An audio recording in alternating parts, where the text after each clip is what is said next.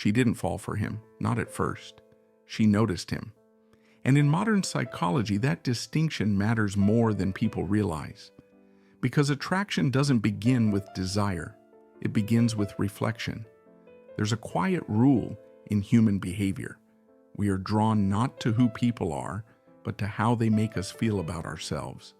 And no one is more sensitive to this mechanism than women, not because of weakness, but because attention shapes perception, and perception shapes value. She wasn't looking for love, she was scanning for signal, confidence, status, emotional safety. But above all, contrast. He didn't chase, he didn't perform, he didn't flood her with interest. And that absence created space. Space invites interpretation. Interpretation invites projection. Here's the psychological shift. When attention is abundant, it loses meaning. When it's selective, it gains gravity.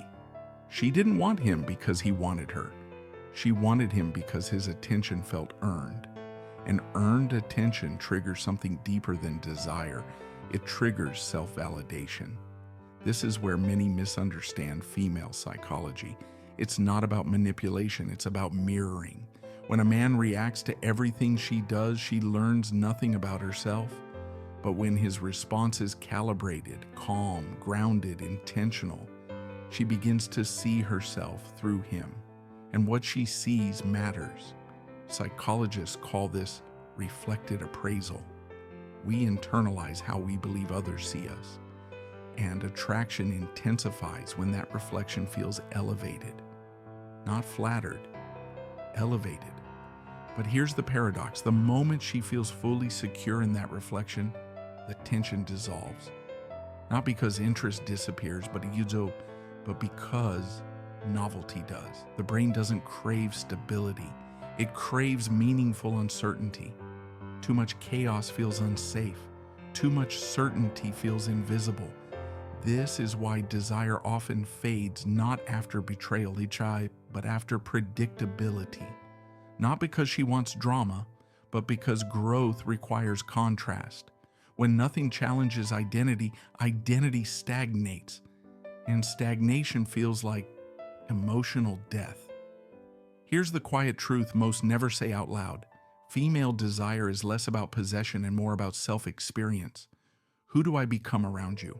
Who am I allowed to be? Stronger, calmer, more alive, or smaller, predictable, unseen? This is why attraction can't be negotiated. You don't argue someone into desire.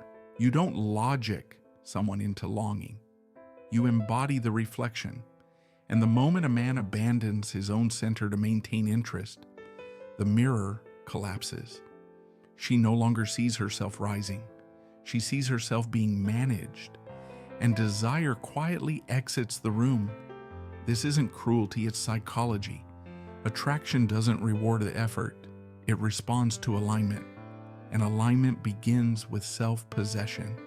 Because in the end, she was never falling for him. She was falling for who she became when she stood in his presence. And when that reflection disappeared, so did the feeling. Rule card. Desire doesn't chase attention. It follows reflection.